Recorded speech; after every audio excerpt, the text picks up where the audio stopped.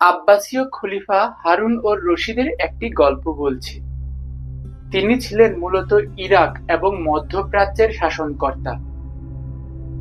একবার তিনি দেশের অবস্থা জানার জন্য ছদ্মবেশ ধারণ করে দেশ ভ্রমণে গেলেন।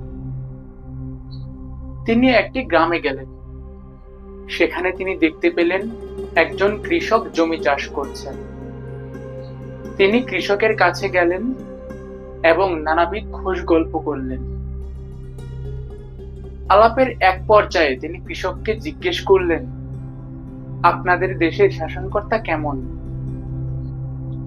কৃষক সরল মনে সেই শাসনকর্তার খারাপ দিকগুলি তুলে ধরল। এটা শুনে হারুন-অর-রশিদ তো রেগে গেলেন। তিনি কৃষককে বললেন, আপনি কি আমাকে চিনতে পেরেছেন?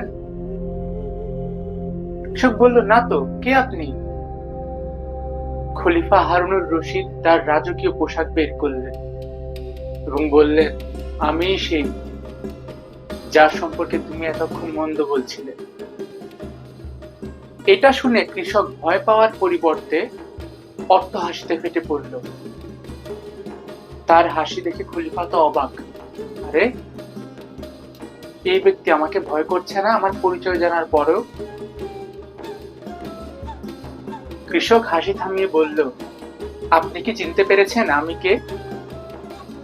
হারুন-অর-রশিদ বলল, না তো, কে আপনি? কৃষক বলল, আমি একজন পাগল, মাসে 3 দিন পাগল থাকি, আজকে সেই 3 দিনের একদিন। তার এই কথা শুনে হারুন-অর-রশিদও হেসে দিলেন।